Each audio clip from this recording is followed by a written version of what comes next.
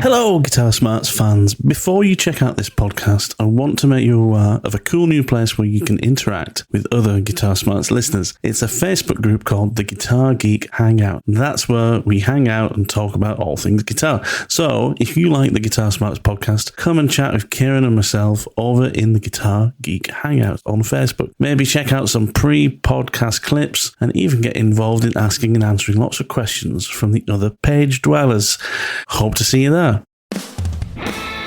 A really nice reference tone string for me, and I think they're really reliable. Plus the fact that you get an extra first string with them, which is always nice to have in the gig bag as a spare if you break a top E. But I just think they're a really nice. Is that right? String. Is that you get an extra first string with them?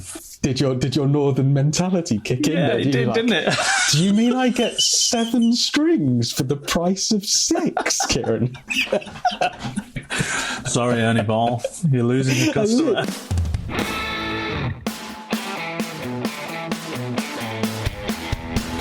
Greetings! Welcome to the next episode of Guitar Smarts podcast. Thanks for joining us. Now, a few weeks ago, we did a podcast on the 8 things that every guitarist should be able to do to maintain their instrument.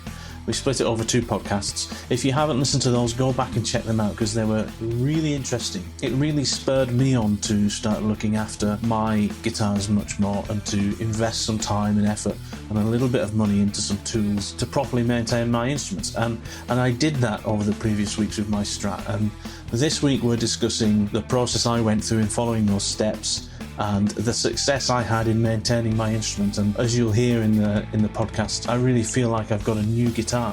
Come and check us out on our social media channels. You can find us on Facebook at facebook.com/guitarsmarts. And we're on Instagram as well. Our handle there is @guitar_smarts. Come and say hello. Come and give us some questions. We do like to do listener questions on the show. So if you have any questions for us, just send them over to us on the social media channels. And remember, if you like this podcast, if you're interested in what you're hearing, then subscribe. Subscribe in your favourite podcast app, whether that's Spotify, iTunes, or anywhere else. You can get this podcast everywhere. Anyway, let's get to it. Hello, Matt. How are you doing? Hey, Matt. I'm really good. How's life? You well? Fantastic. Yeah, busy. Very busy week, but I'm glad it's Friday and another podcast to do.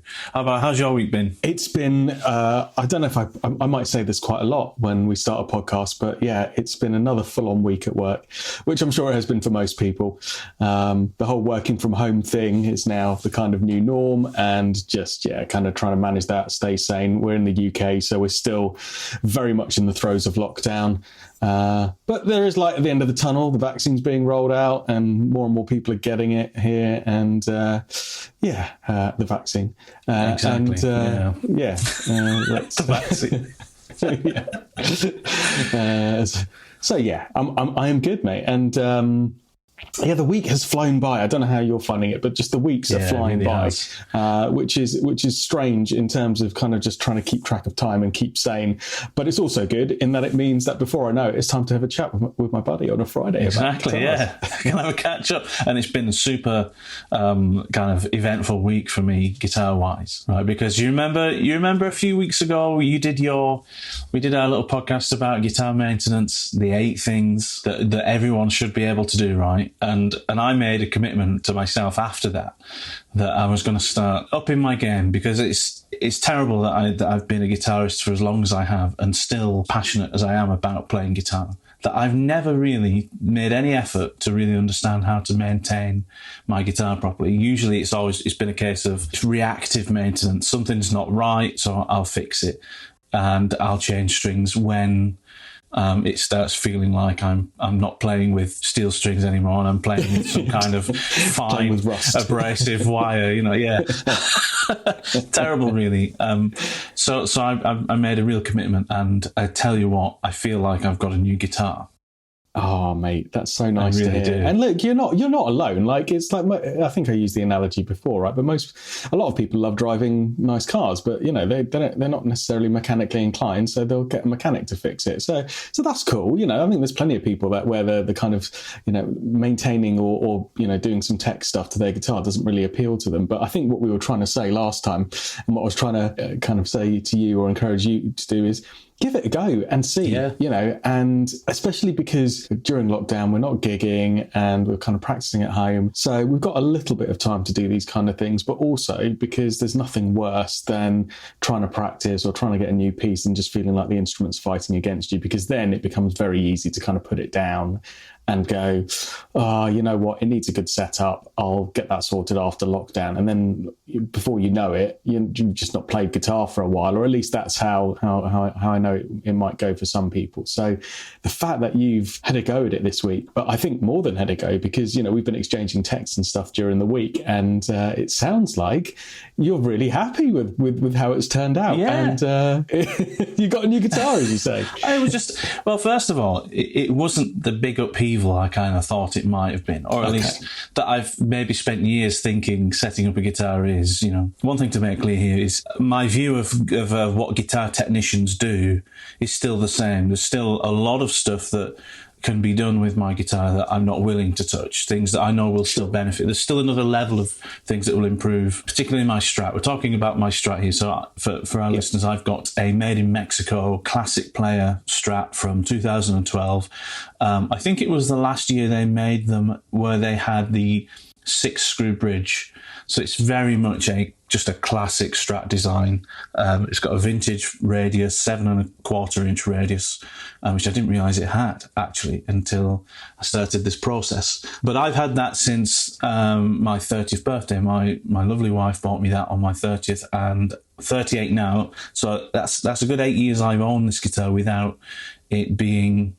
It's never seen a technician. It's never seen a setup. Wow. It was beautiful out of the box, and I've just changed the strings and adjusted a few things over time, but never really given it anything other than a string change, an occasional adjustment on the bridge where the saddles seem to drop on the grub screws, and a lemon oil of the neck every so often of the fretboard, that is. So this week's really been about me trying to, well, what can I do with that guitar to really make it the best it can within my own abilities, you know, with the advice that you gave recently in the podcast about all those different things. And it's just been a revelation. You know, these are things I didn't realize were in my capability. You know, I didn't think I could polish the frets. You know, I thought that's a pretty big job, but I've done it. And I can't believe the difference just that has made to the playing experience. It's just amazing, isn't it? I was like, how much are my frets really going to feel that much smoother? I remember going over one of them, and I bought a product from. There's lots of different products available for polishing frets, you know, and more traditional methods and some modern things. But in the end, what did you buy in the end? Because we recommended a few things on the podcast, didn't we? And then we had a few exchanges on text where you said, "Oh, should I get this one or should I get that?" And I kind of said, "Yeah." We mentioned those, and then I sent you another couple of links and said, "I've also heard this is pretty good. I haven't tried this one, but I'm going to maybe get it for next time." So what did you end up going with in the end for polishing? So I went with a product from a company called Crimson Guitars, and they do something called fret polishing rubbers.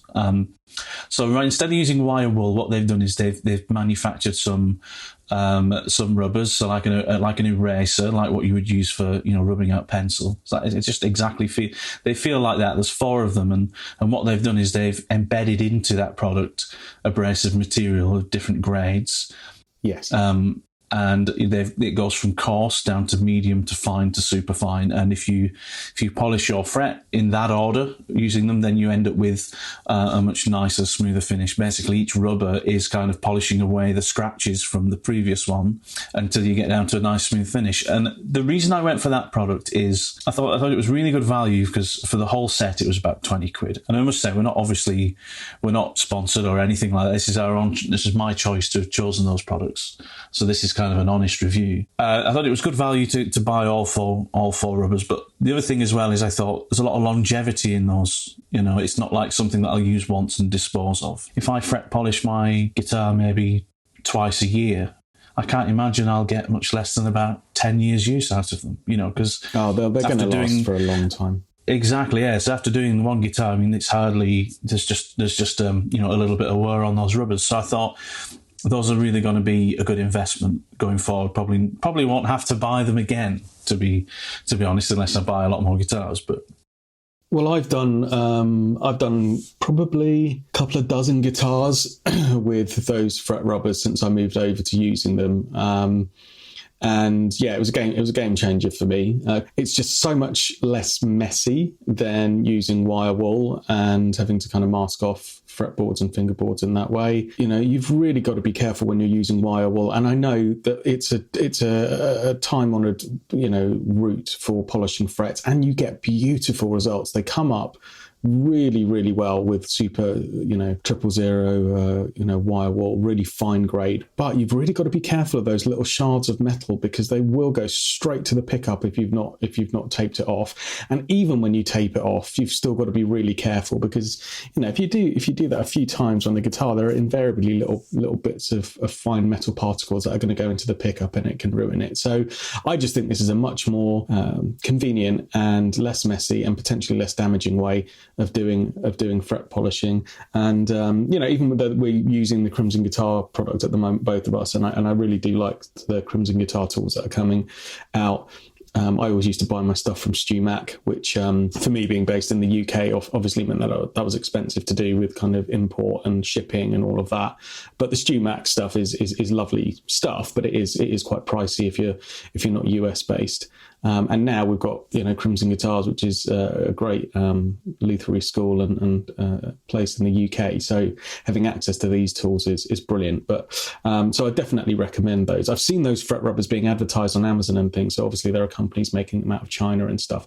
I haven't tried them. I can't say whether they're as good or not, but certainly this product is great. The other product that I'm going to try for that as well, that I think is coming out, Music Nomad do a few good products on this, which I'm looking at the moment. I'm, you know, going to try some of those. I'm sure they'll be very good. There's a company called Lizard Spit as well that does some guitar stuff, and I've heard some really good things about their fret polishing pads as well. But yeah, so was that the first thing that you did to your Strat after you'd taken all the strings off? You just went, right, I'm going to start with a fret polish, and that's the first thing that you did this week. Yes, absolutely. So that's what I got stuck into. There were a few other little things I did outside. I mean, I kind of cast my eye over everything on the guitar, and kind of, like, for example, on the tuning pegs, I kind of went, you know, checked that they were screwed in properly. I'm about halfway through the same thing with my Les Paul, my Epiphone Les Paul at the moment. Obviously, our listeners won't be able to see, but you can just see behind me where it's hung up on the wall. There's no bridge on it or anything like that, no string.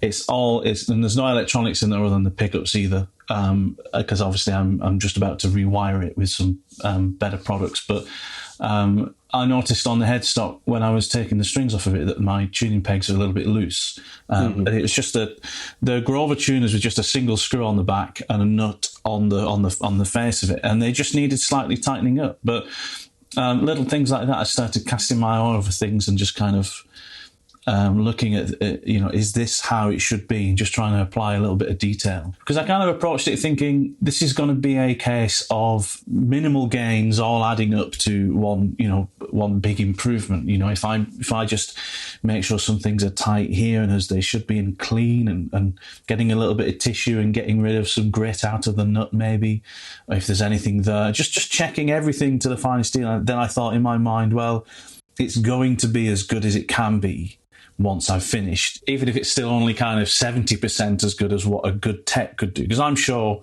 if I gave this to you, you'd still find things, you know, like you'd probably make a slightly different adjustment to the truss rod or something, you know. But, you know, I was trying to aim for the best as I could. So yes, you're right. That's the first thing I did was go over the frets with the frets rubber. And it was a bit of elbow grease. And it's the other good thing about those fret rubbers, exactly as you said, that they're more suited, I thought, if I was going to use wire wool, a more traditional method, I thought I was really going to suffer because I don't have a proper workbench. You know, it's not something I want to do at the kitchen table. Whereas using those fret rubbers, because it's a lot less messy, it was a lot easier for me to kind of do that in a normal home situation. Where did you work? Where did you do this work then? So a little bit here, you got a desk, in the office, on the desk, and, you know, a little bit. Well, actually, yeah, I did everything here, just kind of at my desk. I've made room for it. And I don't have a very big desk at all. I never felt like I was inconvenienced by the space I had, but I think that probably would have been the case if I'd have tried using wire wool and stuff, you know. Probably would have felt like I needed more of a dedicated area for, you know, making a mess, so to speak. Yeah, absolutely. I think it's a really good point though, which is before you start doing some of this stuff, find somewhere comfortable to work.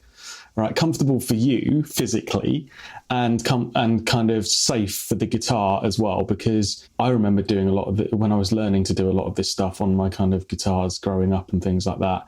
It was invariably done on my lap or on a bed or something where, you know, I was living under my parents' house. We're going back decades and decades here. Yeah. Actually, I didn't have a workspace, and maybe at the time I didn't have a desk or anything. But, you know, now when I'm doing a lot of this stuff, to have a dedicated kind of desk or, you know, stroke workbench to do it at, and it just makes the process more enjoyable and comfortable, and you can, you know, have your stuff out that you need and easy to hand and organized so that you can get all those little bits. But I mean, that's because I'm doing, you know, sometimes 2, 3, 4 guitars, you know, in a day, if I've set aside a day to do it for people. So you want to be comfortable. But I think for something like doing the fret polishing, as you found, you know, it's you've got to dedicate like a good kind of half an hour at least to doing it, right? Yeah. So it's one of those ones to put some tunes on, you know, make sure the kids are occupied, make sure the wife's happy doing something, and then just like put some tunes on and just kind of get into that kind of monotony that will come from just doing each fret and not rushing it, and not get to like fret 12 and go, this is getting a bit dull now, I'm just going to rush through the rest of them, because it, you know, you're not going to get the best result. But and I started off with, like, I went just to the 21st fret, you know, like the very top fret, and I thought, well, I'm just going to do one fret. The whole process of it, you know, going from coarse to super fine to try and you know, do the whole thing. I didn't know how long I was meant to do it for. Actually, I would say, seeing as we're being completely impartial, my only criticism of Crimson was that it didn't come with any instructions. So I guess they're assuming that they're selling mostly to people who know what they're doing and looking for tools to support the business or what they do. But for me, being an amateur and looking to get something to just arm myself with some more tools to better maintain my guitars, it would have been helpful for just to be like maybe an A4 piece of paper printed with the package, just saying this is how we recommend you use them. But it's not rocket science either. I mean, how else can you use them other than to rub them against your fret for a while? You know. So I thought I'll try it on one fret. I'll go through the range of rubbers that I have, and then see what it's like. Kind of basically, I did about. Not very, just kind of 2 or 3 minutes on each rubber, basically, for you know, just to try and, you know, with even pressure, not trying to overdo the pressure, but just making sure there's even pressure across the entire fret. And then I thought, I'll see what it's like against the next fret.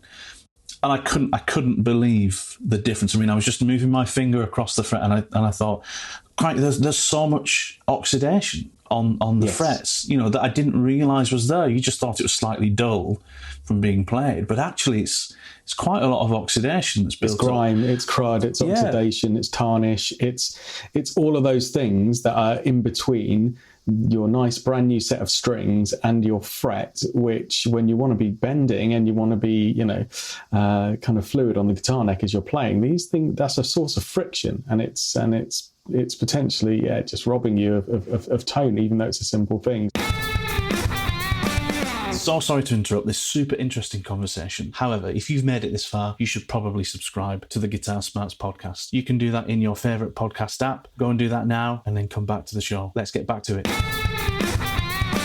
As you know, I had some issues with the original manufacturer's tremolo system that I had on it. I seem to have this fault happening with the grub screws on the saddles, where if I set the height of the grub screw, it might only be a couple of weeks, and then all of a sudden it's changed heights. It's like the vibration of the string is making it, you know, and I found that frustrating. But also the other issue I've had with it is the tremolo arm, the hole for the tremolo arm is a screw-in tremolo, and it's tapped out, you know, as you would expect. However, it's tapped in at a funny angle, so when I put my tremolo arm in to screw in, it's like it's leaning back away from the tremolo. And I wonder if it's just like a manufacturing fault. But it kind of meant, well, one, I could never get it into a position that I liked because it's leaning in a funny direction. And I do want to start using it a little bit more because, you know, I'm into certain guitarists at the moment that use it quite a lot, like, you know, Lukather and Jimmy Herring and people like that. And I just thought, well, maybe what can I get? And you recommended, you know, for really, really reasonable cost, another product, which was the Wilkinson WV6 tremolo. And I ordered that, and it was just a perfect swap. And it's so much better. It feels better quality than the original one. It was easy to install. Crucially, it's got a push-in trem arm instead of a screw-in one, and it sits perfectly. And not only does it sit perfectly, it's got a little bit of tension in the fitting, such that it doesn't just swing away when you're not using it. It stays where you leave it, which I found was part of the problem with my old one. That was something that, you know, I was really excited about doing with this guitar, was upgrading also part of the hardware.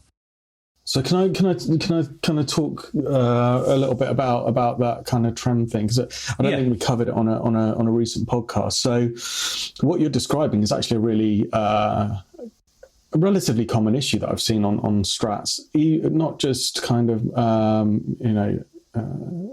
cheaper or moderately priced Strats, or then mid-range Strats like yours, but even really expensive, American Standard ones, which is the grub screws on the individual saddle pieces over time, either through kind of corrosion, through sweat and playing or adjustment.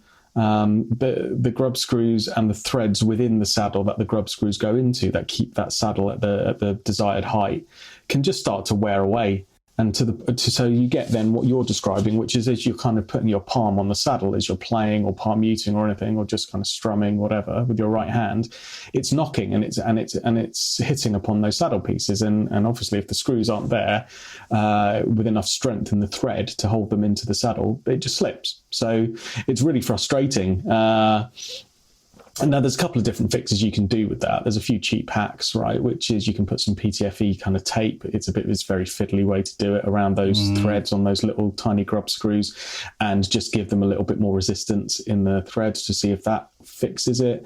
You can just buy those individual grub screws from loads of different kind of guitar sites and just replace them and see if that does it, particularly if the corrosion is on the grub screw itself, and just having a slightly newer thread with a little bit more meat on it might just bite into it, into the hole a bit more, so keep it. So that's a really kind of cheap fix for that. Just replace the grub screws. If the entire saddle thing has not been machined well, or the corrosion over the years has just meant that even the internal thread in the saddle that the grub screw goes into is gone, then yeah, you might just be looking at replacing all the saddle pieces in one go. So if you're happy with the trem itself, then you can just replace those individual bits. But we decided for you that actually, on balance, it just replaced the entire trem block unit itself, saddles and all. And Wilkinson make a really, really kind of good quality, affordable range of hardware. So we just, made sure that it was the right trem block size for your guitar, the right spacing for the 6 different, mounting holes, because there's a whole minefield of different trems you can get out there. And you went for that, which I think is a really great, replacement, but also a massive accomplishment for you in terms of replacing that, because it's an easy enough thing to put the trem in, but then balancing a new trem on a setup, if you're not an experienced guitar tech, is a bit of toing and froing. So did you find yourself having to kind of keep repeating different steps to try and get the trem to float in the right place once you'd reinstalled it, or did you get lucky and it all just kind of went back together really, really easily? I think I got lucky. Did you? Okay, I didn't do too much with it, other than it came with 4 springs and I put 3 of them on. Did it have 3 before? No, I only had 2 on previously on the old one. However, I did have that claw that goes in, that you hook the springs onto at the back. I did have that screwed right in, so I unscrewed that slightly and put more on, and thought, well, that's gonna. I don't know what I thought, really. I just kind of thought, I don't want it under too much tension, but I think I want three springs on it for the sake of feel, in terms of resistance when I'm using the trem, kind of thing. I don't want it to be balanced nice with the string, but when I put my hand on the trem, for it to just go straight down, kind of thing. I wanted there to be a little bit of a fight against my hand as well as the strings. So that's what I started with, and that's what I've left with, because once I'd strung it up and kind of got the saddle heights setup and everything, which we'll talk about in a bit, because that was an interesting part of the process. But yeah, it was just a case of, it's a 6-screw bridge, right? I read up on how some people had kind of set those up, and what I read a few times is that what some people do with those and find that they have better stability and better kind of control is that the middle 4 screws, they actually don't do as tight as the outer 2. So that's what I've done. So actually on mine, the middle 4 screws have probably got about still another 0.5 millimeter of travel to go before they'll clamp down on the trem itself. So I guess what they're doing is they're helping to hold its position, but they're not restricting the trem's movement. The movement of it. Exactly right. The outer 2 to mention that to you. No, it's all right. It was a fascinating kind of process trying to figure that out, because I did think, like, here's the funny thing. I never mentioned this when we were talking about it. When I took the old tremolo off, what I found underneath it as well was quite a lot of waxy kind of residue, and I wonder if the original manufacturer, for some reason, had used wax as some kind of lubricant of some kind for the movement of the trem. I mean, it's got all kind. It literally looks like they've melted a candle underneath it. Really? I thought, that can't be me. My skin and sweat or something from it. But it was weird, so I had to take a lot of that out, and I've put this one in. Obviously, I think it's still settling in, but my initial reactions to it are that, the tuning stability is really good, and that's partly because I've also lubricated all the contact points for the string. So I've put a little bit of lubricant on the saddles, over the nut, and also on the string tree as well for the first and second strings. I noticed after putting new strings on that I kind of had this feeling that maybe it'll probably go out of tune quite a lot until it settles in, but it seems to be pretty good once it's in tune. That was a fun upgrade to do. I think you've done really well, mate, especially for your kind of first proper foray into doing a mod on your guitar, because what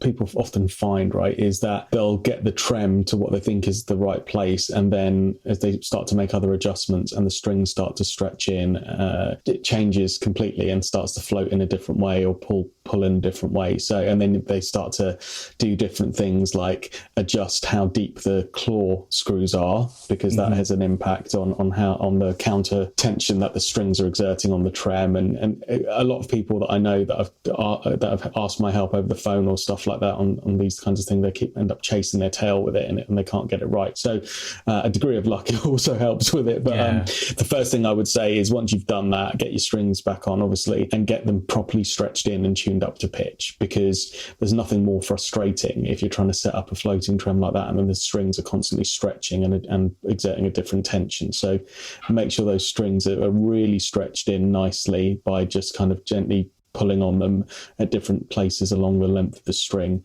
and then tuning them back up to pitch, and repeating that process 3, 4, 5 times until they stop shifting in pitch as you stretch them. And then you can start to assess the guitar and go, right, okay, let's have a look at the relief and see what that's doing. Let's have a look and see what the tension is on those screws that are pulling the claw into the body of the guitar on the trem, to see, how it's making it float.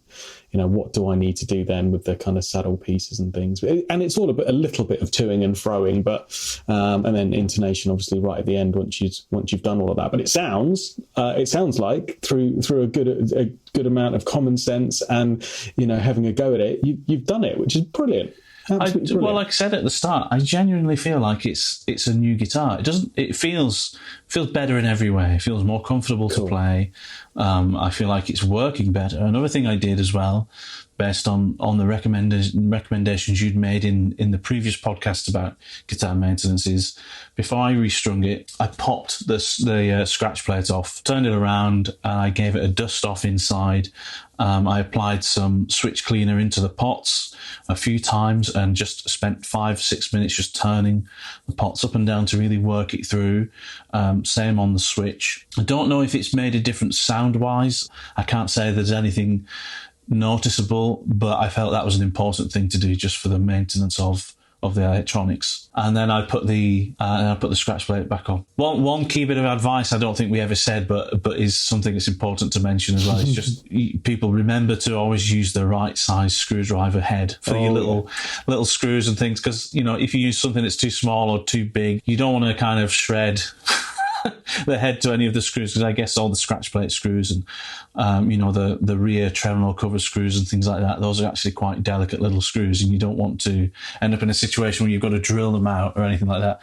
Not that I had that issue, but it just occurred to me that was something that, being an engineer, that's something I always make sure I've got anyways, kind of definitely when I'm doing things. Take a few minutes to find the right screwdriver, and if it feels like it's slipping or it feels like it's not, if it's going to do any damage, because it's just a pain. The other thing I would say on that note as well, I always have on my workbench a couple of things when I'm taking guitars apart, which is a piece of paper and a pen, just so I can write down any little notes, particularly if I'm doing electronics and stuff like that.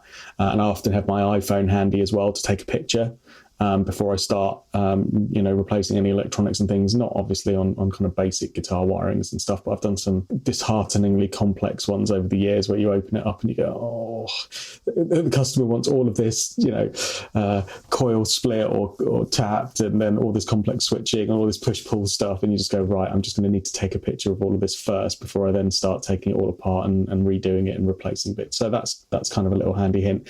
But then when it comes to the screws, always keep a little pot there as well, or a little container. Put all your little screws in there, because there's nothing more frustrating than dropping one of those and not being able to find it. And also, if it's a particularly expensive or vintage guitar, what I also do is I keep a piece of like double-sided tape on the workbench, and what I'll do is I'll take the screws out in a real particular order and then invert them and stick the heads of them onto this tape, and then label which screw has come from which bit, so that I know this is a little bit OCD, right, but then it means that every screw goes back in the place it came from. Well, which sometimes can be something you want to do if it's a particularly vintage instrument or somebody's pride and joy, and even because, right, from factory, some of these screw holes have been drilled slightly differently, and therefore they mount slightly differently in different parts of the guitar and bass. We're getting a little bit too. Well, I think that shows discipline. I think if you can be disciplined even with things like that, then that's going to feed into how much detail and effort you put into everything else. The next thing was to do. Put the strings in, get them tuned up, and then it was figuring out if I needed to adjust the truss rod. The first is getting the radius and the height right on the strings. Now, the process I followed for that was I used a string height ruler that I got with some radius gauges to set the height of the sixth string and the first string to what it recommended. So 1.5 to 2 mil on the sixth string, and a mil to 1.5 mil on the first string. And then with those strings in tune, or the whole guitar in tune, I checked if I was getting a little bit of buzzing. I was getting a little bit of buzzing high up. So I just raised the saddle heights again slightly until I was happy. And then I used the radius gauge to bring the other strings to follow the same profile.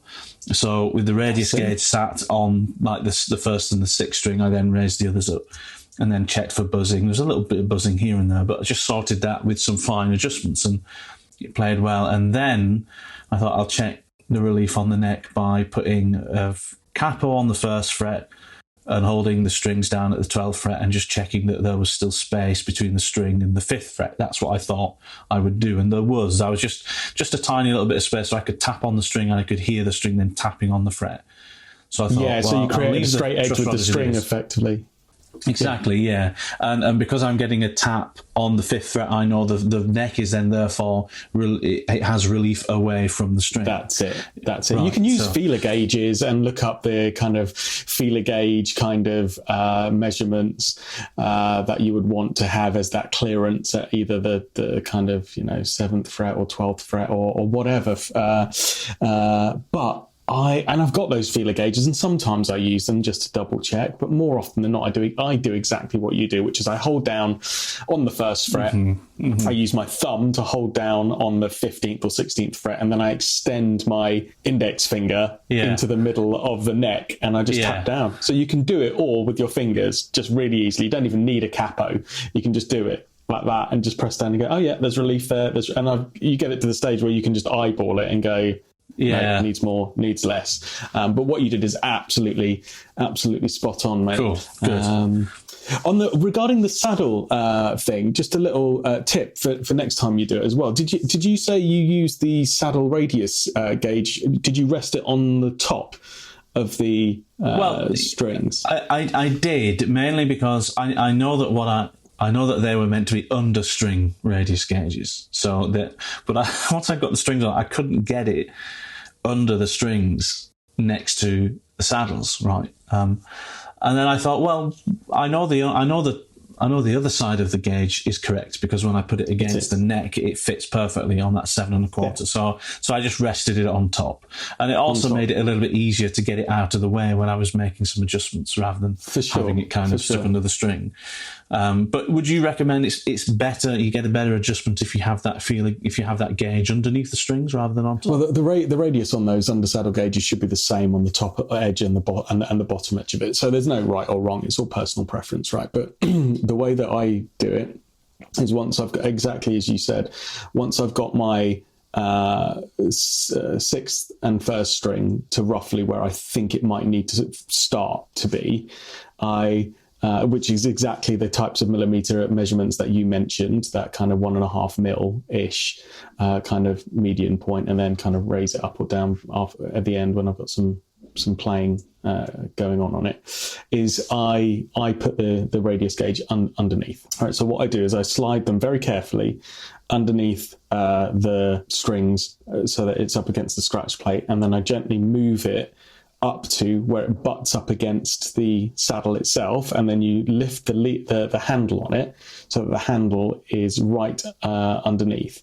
And the handle comes up between like the G and the D string. Right in the middle of them, yeah. So the handle comes up right there. What I then do is I raise up all of those A to B string saddles, those middle ones. I raise them up quite high, right? Right. So okay. I know that they're deliberately high. And then what you can do is you keep the handle of the radius gauge held up so that the edges of it are touching the sixth and the first string, and then you start to lower the middle saddles until they come into contact with that top edge.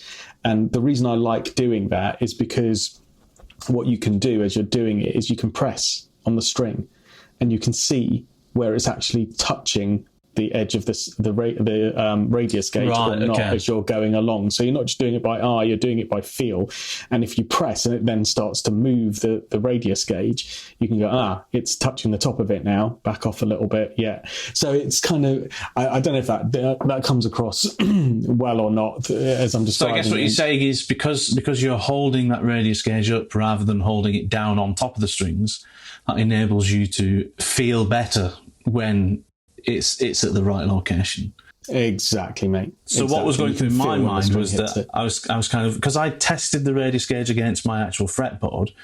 When I was doing the thing, I was thinking, well, it's going to be awkward to have it under the strings. But also in my mind, I was thinking, well, the bottom of the radius gauge is the only part of the gauge that I've actually been able to use to verify that it is the same radius as my fretboard, right? I can't use the top part of it to do that. So I was kind of like, well, I only really trust the bottom side of it at the moment. And also that they were about £4 from Amazon. So I was kind of like, well, is the top really going to be that accurate? I know the underside is accurate. So that's kind of why I did it that way. But I think if I try that again, I think I still have got some tweaks to do, as it settles in and it goes down, I might have another go at that just to see if I can get it a little bit better. The risk of opening a can of worms next is strings.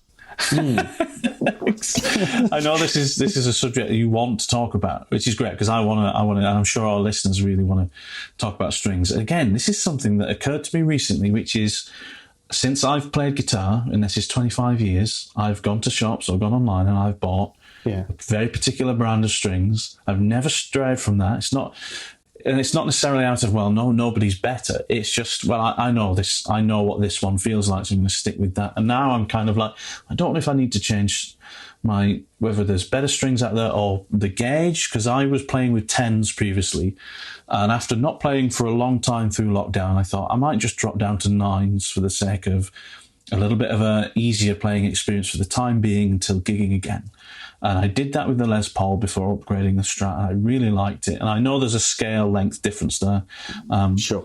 But I thought I probably like 9s on the Strat as well. And I've set the guitar up, and I think I'm going to go back to 10s or maybe 9.5s because I like nines, but it's almost a little bit too easy.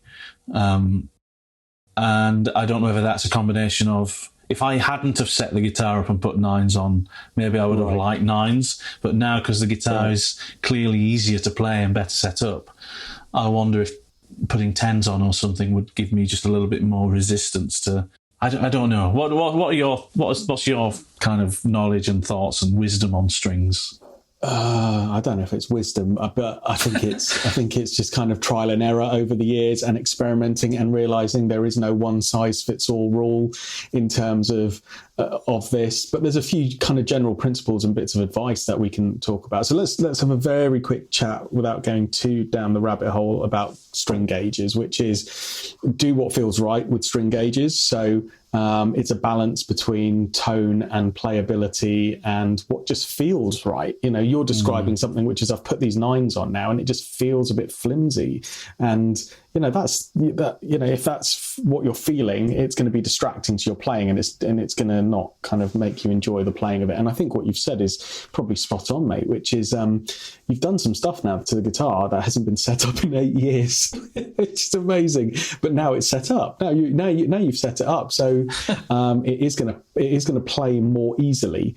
And so, again, that's going to make those set of nines probably feel a lot less work. So you're now going, I'm going to go back to tens. There is a whole kind of school of thought around, you know, this mentality that the heavier the gauge, the string, obviously it's harder to play, but the proposed benefits are that you yield increased tone and all of that kind of stuff. And there's a quite logical school of thought that works in the opposite direction that says that's just a myth perpetuated by legendary guitar players that use really heavy strings. And actually, when you record with a lighter set of strings or play with a lighter set of strings, the clarity and the tone of the guitar is less muddy and better. So, you know, I'm not going to take sides on that argument. I'm going to say play whatever gauge string feels right for you on that guitar.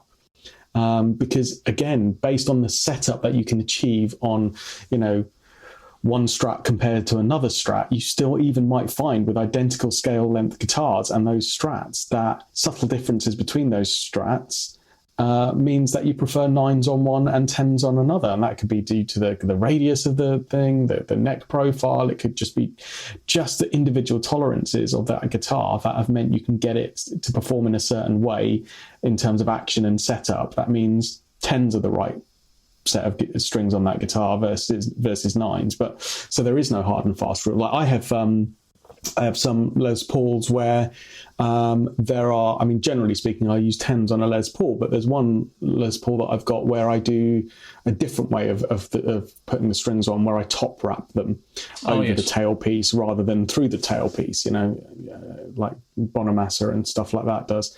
And that changes the kind of break angle of the string over the saddle and things. But what it also does is it massively changes the tension and the feel on the string, so that a set of tens on that Les Paul now feels very different and very slinky in a nice way. But I've actually then gone up to a set of 11s on that because it feels right and still has that kind of slinky feel. So play with it, experiment, and do what feels right, mate, on the string gauges. And then you sent me a message last night, which is what brand of strings do you use? And you know, that's another minefield, isn't it? Really, but I use Rotos. I use Rotosounds as my kind of go-to electric guitar string of choice. What are you using? Ernie Balls? Ernie Balls. It's all just the standard ones. None of the, you know, they've got certain ranges of different materials. I've always just stuck with regular Slinkies. And recently, you know, the nines of choice was the Super Slinkies. So I've never gone from anything. You know, I've got friends who play things like the Elixir, Nano Web ones, you know, that you know, they wouldn't stray from, or, you know, Dodarios and all kinds of. I should maybe just try some out. But I'm also, I think it's because I'm innately tight. I'm kind of like, well, if I don't like the strings after I've put them on, I'm like, well, I still want to get a couple of months of use out of them. I don't want to just take them off and put some other strings on. I don't want to waste. And these are right. There's going to be subtle differences if you're playing within the same material type for your electric guitar string. So, things like the slinkies, regular slinkies, super slinkies, whatever, that's all, gauge differences between those names. And things like the rotor sounds that I use, or the Didarios, which are another, really kind of popular kind of brand. These are nickel plated strings, round wound round a steel core. So they're basically made of the same kind of stuff, slightly different manufacturing processes, maybe slightly different, amounts of rat to core ratio. I don't know. It's all academic, really. I mean, it's try them and see if you think there's a perceptible difference. So I find the rotor sounds as my kind of stable, predictable, nice bass tone. That's my kind of reference string set, I would say. I think they're really nice and clear. They last a decent amount of time in my experience. I like the sound from them. It's not too bright. It's not too warm. It's just kind of a really nice reference tone string for me. And I think they're really reliable. Plus the fact that you get an extra first string with them, which is always nice to have in the gig bag as a spare if you break a top E. But I just think they're a really nice. Is that right? String. Is that you get an extra first string with them? Did your northern mentality kick in? Yeah, it did, didn't it? Do you mean I get 7 strings for the price of 6, Kiran? Sorry, Ernie Ball, you're losing your customer. I literally saw your face light up then in glee, in absolute glee. You do, mate. You get an extra top E. That's always been their kind of thing. That's not a new thing, as far as I know. They've always given away an extra top E, and not for any kind of manufacturing fault where their strings are breaking so often that they have to include it. It's just a nice little bonus. You get that included, and they're no more expensively priced than your Ernie Balls or your Didarios. They're all about the same kind of price point. So yeah, I think that's a nice little added touch. But if they didn't sound good and I wasn't happy with the quality of them and the kind of relative kind of durability of them, that wouldn't make a difference enough to me, because you're spending there or thereabouts the same. I'd rather have a nice tone. But yeah, I like the rotor sounds. I then find the slinkies, I don't know whether this is like psychological or not, but I do find the slinkies to be comparable in tone. I think they're really good on tone, maybe slightly warmer than the rotor sounds, probably entirely psychological, but I do find them to be, as the name suggests, a little bit slinkier. I find them to have a little bit more give in them as they play, and a little bit less tension. That could be entirely psychological, but just my experience of them. But I think they're a great set of strings. So try out the rotor sounds, see if there's any truth in that, or see what you think. The Didarios, again, I really like. I find them a bit brighter. I find the Dario strings a little bit brighter, even the same composition. I just think they're a bit brighter, but they nicely colour code their ball ends, which is actually quite a nice thing as well. Yeah, absolutely. I've seen those. I've heard quite a few people say that they're brighter, which I guess is actually, that's interesting, really, because I guess if you are thinking to yourself, you know what, I wish my guitar sounded a bit brighter, you wouldn't necessarily think to try a different set of strings. You might EQ your guitar differently in your amp, or get an EQ pedal or something. You know, you might change some things to try and make your guitar sound brighter, but actually it might just be you need a different set of strings for that particular guitar. So what we've talked about is relatively with just those 3, and there are so many other string manufacturers out in the market, right? I like Gibson vintage reissue strings as well. I think they're really nice. The DR strings, I've liked them on some guitars and found they didn't suit other guitars. I mean, there's so many different string manufacturers, but if we just think about those 3 manufacturers that we've just mentioned, fundamentally they're Rotor Sound, Ernie Ball, and Didario, and their kind of standard electric guitar set is that kind of, they're the same kind of material composition. So anything that you feel or notice in terms of difference between those strings when you put them on your guitar and sound is subtle. It's really subtle. So when we say it's slightly brighter, or it feels slightly slinkier, or it feels slightly warmer, these are really subjective, minor differences. So have a play with it. But what you can also do is radically change the feel and sound of a guitar with the same gauge of strings by moving to a completely different material choice, right?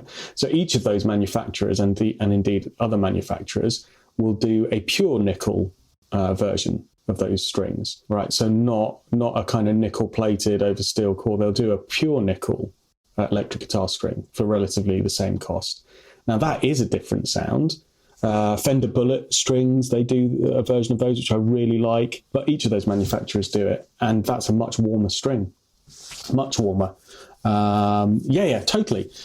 Same gauge. Relatively the same price. It's just made of pure nickel, and it gives a warmer tone to it, softer tone. Not muddy at all, but just a slightly different, warmer, softer tone. So if you've got a guitar that you think is like a little bit brittle sounding, particularly in some of let's say it's a Strat with a single coil at the bridge, and you just find that a little bit ice picky in its sound or something like that, maybe just, for a few pounds or a few bucks, put a set of pure nickel wound strings on it and see if that warms it up.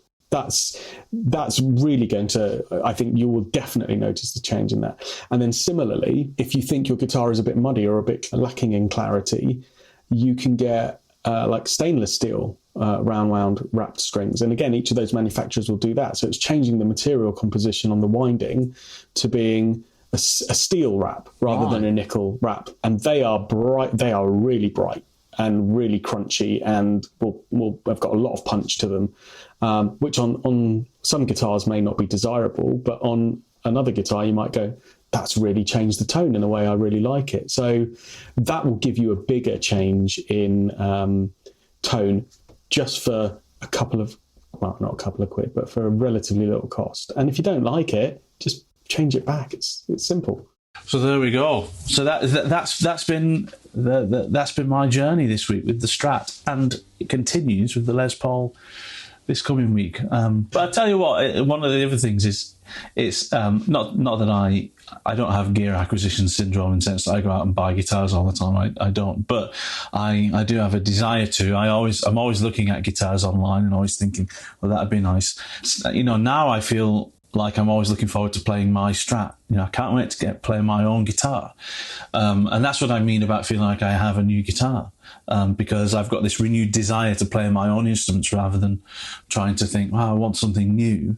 I do feel like I've got something new. So that's my recommendation to anybody, listening and thinking about whether they're bored with their own guitar. You might find if you commit a little bit of time to improving it as best as you can, that it's more of a guitar than you thought it was, and you'll get more satisfaction out of playing it than you have. There we go. That's brilliant. That's absolutely brilliant. What a fantastic way to close. That's real words of wisdom, Matt, from you there. And cool. You've lived it firsthand this week. Yeah, brilliant exactly. Stuff, mate. And I'm going to continue to live that this week as well, doing the Les Paul. But anyway, before we wrap up, have we got some listeners' questions at all? We have. We've had some listeners' questions this week. So I had a question come in from Rob, and Rob was asking about how to clean the pole pieces, the magnetic pole pieces on his pickups, because he's got a guitar which it hasn't been kind of treated to a good clean and kind of maintenance and setup for a little while by the looks of it. And he sent me a picture where the pole pieces themselves have gone a little bit rusty and a little bit grubby on the top, right. and as well as all of the scratch plate screws as well, which have just gone a bit tarnished and not particularly attractive looking. And he said, how do I clean all of this gunk off, and what do I do with all of these scratch plate screws? So the scratch plate screws, I think, is a fairly easy one, which is just replace them. They're relatively cheap. You can buy a bag of these if you just Google or speak to your local kind of guitar parts store about replacement scratch plate screws. They'll sell you a bunch. You could go to the hassle of taking them all out individually and cleaning them up with some metal polish or a fine wire brush and stuff like that. But honestly, life's too short. Just get a new set, especially if it's not a vintage kind of beloved instrument, and just pop your new ones in. Which he was very happy to do, and he thought that was the right solution. And then the other thing was, I know a lot of people that have tried to clean those pole pieces with things that I think are not really the best thing to use. So I've seen people advising, again, mask up the pickup, use wire wool, and kind of gently abrade all of the rust and gunk off. And we've already spoken about why wire wool is probably not the best thing to do that, and especially on the pickup itself, it's just begging for trouble with that one. I've seen people talk about using a mixture of like lemon juice and salt as a abrasive paste and rubbing that in and using like a screwdriver to kind of scrape off the rust and things. So the answer that I gave him was buy a set of fret rubbers, because it's going to do the same thing, right? You don't have to worry about the wire wool fragments. You're not putting any moisture or liquid onto those pole pieces. If you've got really shiny bobbins on those pickups, if they're single coil ones, just take off the cover, which you can do relatively easily. Or if it is a humbucker or something, just mask off the bobbin itself so you don't scratch it. And go to work on it very gently with one of your kind of medium grade or super fine fret rubbers, and that used kind of judiciously will just take off all the gunk on the. That's pole great piece. advice. Fantastic, ingenious use of a fret rubber. Yes, exactly, and. Exactly. Ingenious use of a fret rubber. That's not a general maintenance tip, though, by the way. You don't need to do that to your pole pieces. Leave your pole pieces alone. If the rust bothers you so much that you want to clean them up, then do that to clean them up. But it's not a regular maintenance piece. You shouldn't do it. He then kind of messaged me to say, do you think the rust will affect the tone or anything like that? And I don't think it does, personally, but I'll be interested to see if other people do. So I don't think it's anything to worry about. I don't think it's anything to stress about. But if it bothers you aesthetically, which I think for me it probably would, then yeah. Well, if there's any physicists listening to this podcast, number one, can you tell us if the rust will affect the sound? And number two, you're probably listening to the wrong podcast. So. Exactly. Actually, my father-in-law has a PhD in physics and specialises in magnets. So, wow. He's probably the best person to ask, actually. What a niche kind of subject knowledge, but actually, like the perfect person to speak to about this. Exactly. He literally has a doctorate in physics and magnets. So yeah, I should just speak to him, really. Yeah, you should. You can tell us next week. Were there any more questions? There was one more question, but I don't think we're going to answer it today. But we're going to leave it hanging because, and I'll say what the reason why we're not going to answer it today. So it was a question. Hold on, I want to get the wording for this right. What do you guys do for motivation for playing at the moment? I've been feeling a little bit kind of hard on myself when I'm picking up a guitar at the moment and feeling that my playing is not good enough, and it's kind of getting me into a bit of a rut and a bit of a low point. So that's a very different type of question, right? That's kind of like, how do you get inspired to play guitar, and how do you also not beat yourself up if you can't do what you want to be able to do? And I don't know. Well, what are your views on this? And I'll tell you an idea that I've got as well, which might go a longer way to answering that question. But is that something that you can relate to at all?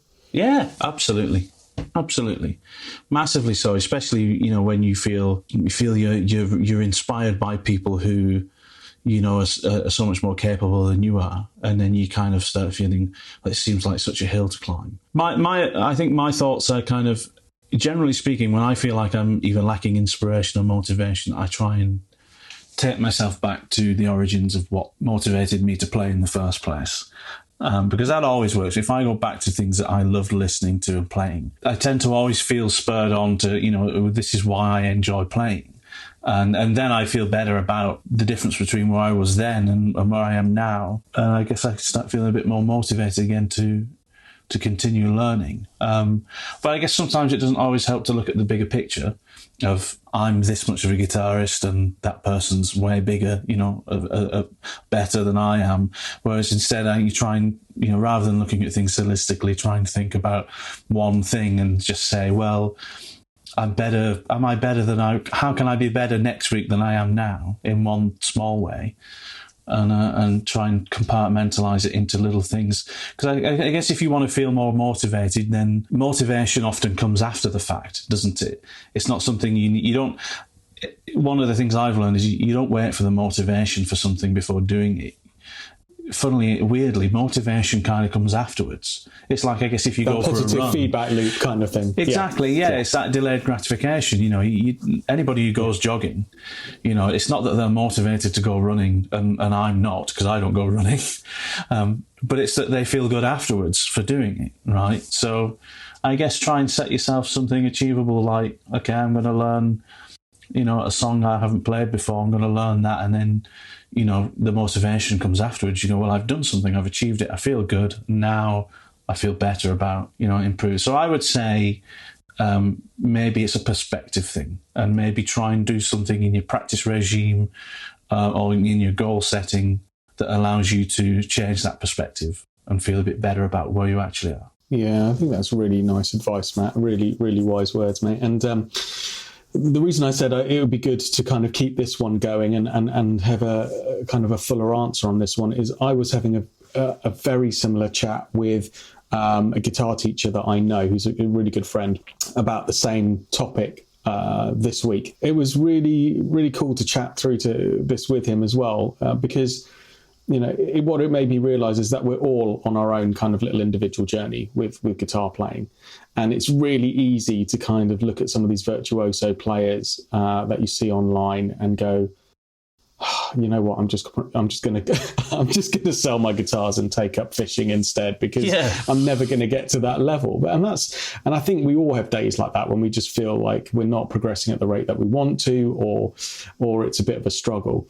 And then on those days, don't force it. Don't beat yourself up about it, because as you say, the next day you'll get an amazing kind of positive kind of endorphin release when you master something that you've been trying to figure out for a while. And everyone's on their own little journey with this, and it's very, very easy to compare yourself to what you're not, rather than going, well, actually, what can I do, and what am I enjoying doing, and how much have I progressed in the last month, 2 months, in the last year versus where I was back then. But I'd really like to get a guest on the show, which is who's going to help us kind of try and unpick this as well from a guitar teacher's perspective, because I think there's a lot to be said around this, and I think there's particularly during lockdowns and just on the whole kind of journey of guitar playing as well, where we can all kind of chat about how we've overcome these types of issues mentally to get our playing to another place and push us forward, because it's a really common thing as well with all musicians to feel like you're either stuck in a rut or not good enough. So absolutely, we shouldn't always spend our time kind of looking up the mountain. Occasionally we should look down it as well, and remind ourselves how far you've kind of gone. I think it is a perspective thing, and these times of being in lockdown definitely hasn't helped in any area of life with things like that, has it? Sometimes you do have to kind of step back and think about it. But I look forward to doing a podcast about that and going through that. I think that's a really important subject. So, thanks for those questions that we've had this week. And, as a reminder, please use our Facebook and Instagram, Guitar Smarts kind of place to get in touch with us and ask us questions, things that are on your mind. Let us know what stuff you're enjoying that we're doing, what you'd like to hear coming up in future podcasts. We've got a whole range of different things that we've got planned, including some new interview guests coming very soon as well. But it'd be great to hear from our listeners and see what they would like to have us cover on the show. But those are the questions for this week, mate. Awesome. Fantastic. Well, there we go. Let's wrap it up. Always good to have a catch up with you, mate. This week's been really good for me. Just doing this podcast has been great, but also this week of, sorting my guitar out has been so rewarding. So thanks to that. So if you're listening and you want to feel rewarded like that, go back to, I think it's episode 6 and 7 of our podcast and listen to Kiran's steps for maintaining and setting up your guitars on a regular basis, because if you follow those steps, you will feel the same as I do. You'll end up feeling like you've got a new guitar. Oh, Brill, thanks for saying that, mate. And yeah, I'm glad it was of use. And to be fair, you applied yourself and you went for it, and you did your research as well, and you did a bit more additional reading, and you just went for it. And I'm delighted, mate. You've done it. Yeah. You've done that physically yourself. So good on you, mate. Thanks, Kiran, and I will speak to you next week. Yeah, cheers, pal. Have a great week. Speak to you next week, buddy. Well, that was another super fun conversation. I really hope you enjoyed it. Remember to come over to our social media pages, tell us what you think, ask us some questions, come and say hello, anything at all, share some information with us, give us ideas for podcasts that you'd like to hear and subjects that you'd like to hear us talk about in the future. And brilliant. Thanks very much for joining us, and we'll speak to you again soon. Take care. Bye-bye.